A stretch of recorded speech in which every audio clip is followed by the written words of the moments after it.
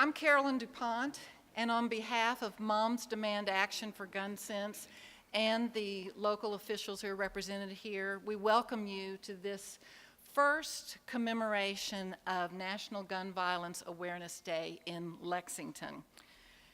And we come together today as citizens and leaders of this community to do three things. The first is that we want to remember and to honor the victims of gun violence. We want to remind ourselves that these were all lives that mattered. These were people with hope and promise. They were brothers, sisters, fathers, mothers, daughters, sons, husbands, wives, cousins, and they were people who were loved. And we also want to recognize the survivors of gun violence, many of whom are with us today. But we wouldn't be doing justice to the memory of these people that we've lost or to the grief of the survivors if we stopped with simply remembering and acknowledging.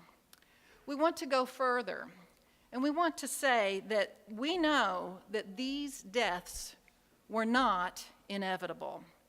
These deaths are the result of man-made structures in our lives, and we refuse to accept our high rates of gun violence as necessary collateral facts of life. So we're here not only to honor and recognize victims and survivors, we're here to say that we can do better, and we will do better. We will all leave here today determined to take action to end this scourge in our community. And now I'd like to invite Lexington Mayor Jim Gray to the podium. Thank you, Carolyn. Thank you so much.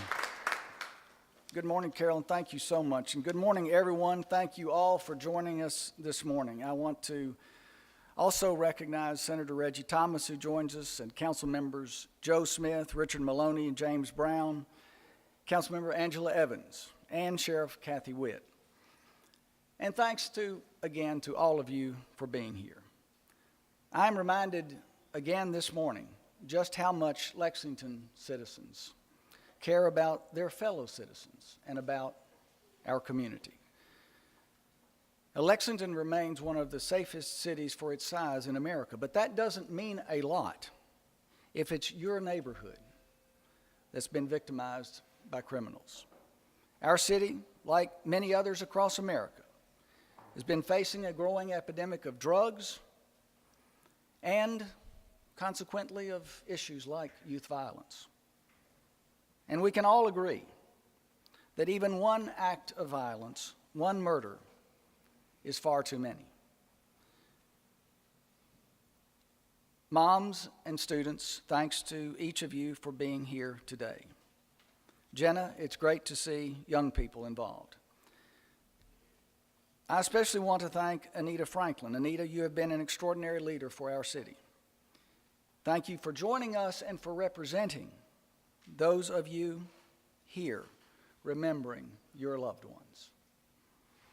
We can't experience your pain, but we can share it. As the Chief and I were saying just before we came out, that we can walk along with you and resolve to do all we can to end violence. I've been asked to prepare a proclamation for today, and I'd like to read it now. And this proclamation reads, National Gun Violence Awareness Day.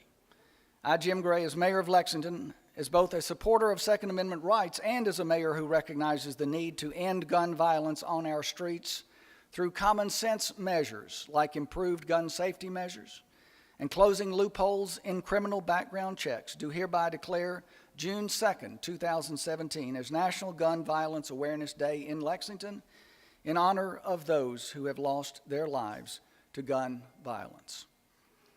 Thank you, Carolyn. I'll present this to you. All right, and you're up next. Okay. Thank you, Mayor Gray.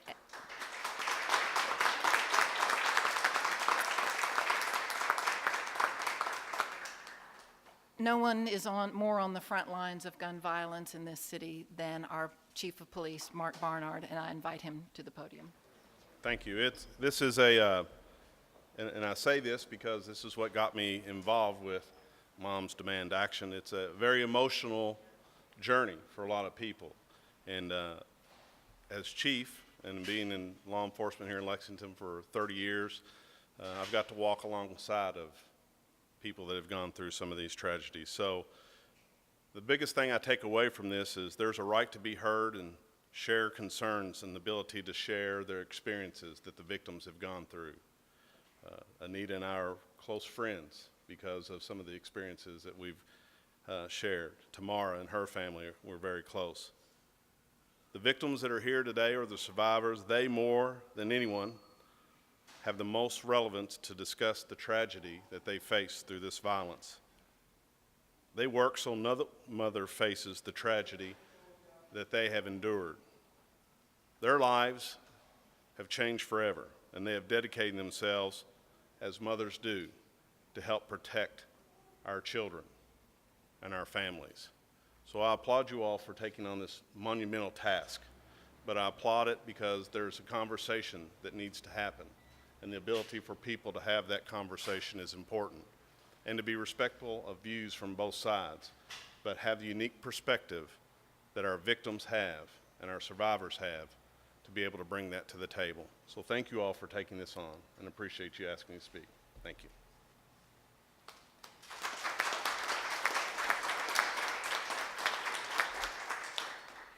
And now will you please join me in a moment of remembrance for those victims?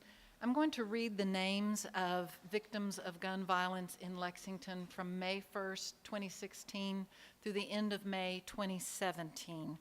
And let me say in advance, if I'm missing any names, I apologize, but this is the most complete name list that I have. Deontay Bates, James Blair, William Cole, Jacody Coleman, Mariah Coleman, Robert Cowan, Joseph Dilger, Tiffany Dwieged, Robert Durham, Devontae Edwards, Nova Marie Gallman, Trinity Gay, Victor Gomez Duarte, Christian Gomez, Demetrius Henry, Justin Jenkins, David Fletcher Jones, Douglas Jordan, Angel Juarez, Amy Kogel, Nathan McNeely, John Moffett, Stephanie Mullins, Jacob Tyler Ray, Robert Warner, and Jordan Yeast. Victims who were not victimized in the last year, but previously, and who are represented here today either by a survivor or their pictures: Azivion Lindsay, Jajeel Ragland, Jontel Crocker, Caleb Hallett, DeMichael Bolton, Robert Warner, Arnold Ford, Antonio Franklin Jr., and Amanda Ross. Will you please join me in a moment of silence to remember these victims?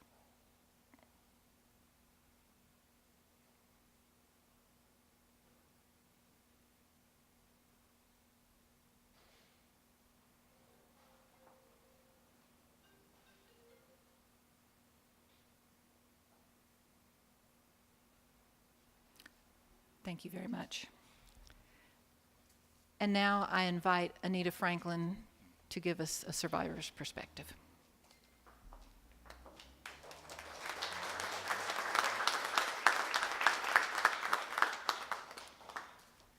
I want to thank everyone for coming out and supporting this National Gun Violence Awareness Day.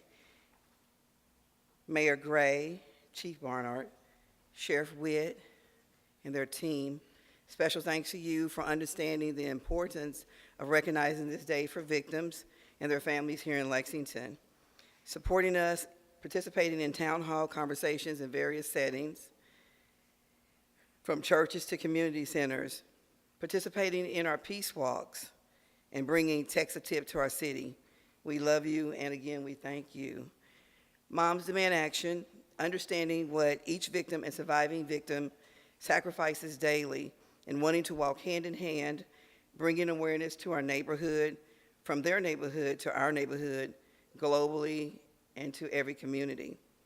Together, we recognize that all human beings are equally valued and not one death by a violent act is acceptable. We wear orange today to bring attention to the epidemic of gun violence. Here in Lexington and across America, there's an approximate 90 deaths a day. Another reason we're here is celebrating Hydia Pendleton's 20th birthday. She lost her life at the age of 15. She lost her life in a park, just like Antonio Franklin Jr. Her friends wore orange to honor her life. They understood the color of orange is what hunters wear for safety. Antonio would have been 24 years old this year. Xavion Lindsay, 21. And the list and the names go on and on. What happened is Hydia Pendleton's friends made a call to action, and now it's turned to a national movement. Can you just imagine children choosing orange, symbolizing the value of life? I want to share something with you. I frequently try to find different things that you can relate to how we feel. So I ran across a cartoon, and there was a teacher surrounded by children. And this teacher asked her students, "What do you want to be when you grow up?" And one student eagerly waved his hand and said, "Alive." Why are our kids feeling that the one thing they want to be is alive? Not to be a teacher, not to be the mayor of our city, not to be the president of the United States. Gun violence is definitely an epidemic. What this day means to me and my family is empowerment. We are breaking the silence here in our community. We are not afraid to hold conversations. We are not afraid to go out of our bounds, out of the normal, and ask people to join us like you here, Moms Demand Action, and our whole urban county government. We have to keep speaking out about violence. What I would like for people to take away from today is to teach our kids to stop saying, "Rest in peace." We need to start teaching our kids to say, "Live in peace." I have a radio show that airs on Sunday nights, and when I close out, I always tell the audience that I am flashing the peace sign. The peace sign, we know what that means, but also God teaches me that it means victory. And that's what we're going to have in the end if we continue to have conversation like this. We invite you to come and look at our displays, and together we can make a difference.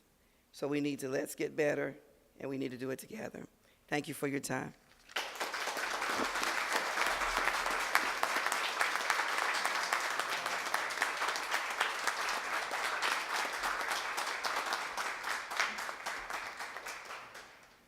And now I'd like to invite Jenna McCauley, who's going to come and share a youth perspective.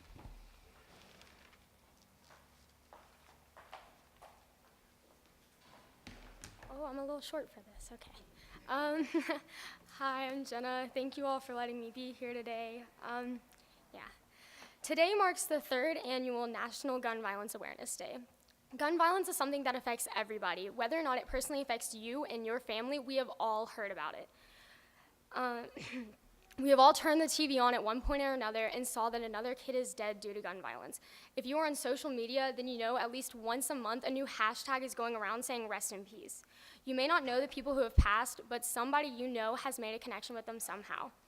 I am very thankful to say that it has not personally affected me and my family, but it has made a major impact on our lives. A girl in my French class wasn't in school for a week, and nobody knew why until our French teacher came up to us and told us that her little brother was shot Thanksgiving morning. He heard the doorbell ring, and when he went to open the door, he found himself staring down the barrel of a gun. Before he could even make a sound, he was shot and the shooter was gone. There was no real reason behind it, just a petty argument between his older brother and the shooter.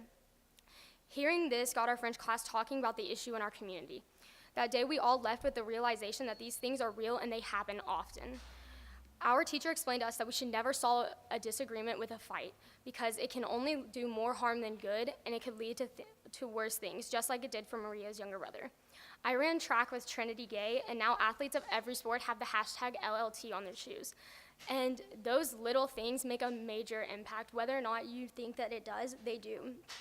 People see your shoes and they'll stop and ask you what it means. Then when they find out what it means, they go and tell their friends, and before you know it, everybody has the hashtag LLT on their shoes. This starts a chain reaction, and that chain reaction starts a movement, and that movement gets everybody talking about it, and that's exactly what we need, because people talking about it is the first step to get this problem solved. And whether or not you want to admit it, gun violence is a major problem in our community. So today we wear orange to get people talking. Today we wear orange to show that we are together against gun violence, and we are not going to let this be a problem. Today we wear orange for all the mothers, the fathers, the brothers, the sisters, the grandmothers, the grandfathers, the aunts, and the uncles who have lost loved ones to these horrific issues in our country. We wear orange today to honor Hadia Pendleton, who was shot in the back and killed while standing with her friends inside Harsh Park in Kenwood, Chicago, after taking her final exams that day. We wear orange today to get our point across and to make sure everybody knows why we are here. And today we are going to continue to wear our orange loud and proud until something changes in our community. Too many people have died due to gun violence, and it ends now. Thank you all for your time.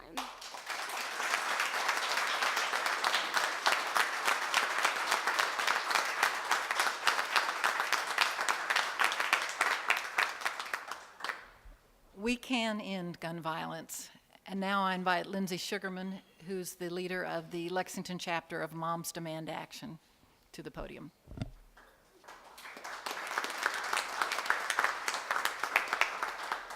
Well, we've heard a lot today. Gun violence is real. 90 Americans die every single day from gun violence, and unfortunately, Lexington is not untouched. We've had so many violent deaths here in our community. So what do we do? That's the question, what do we do?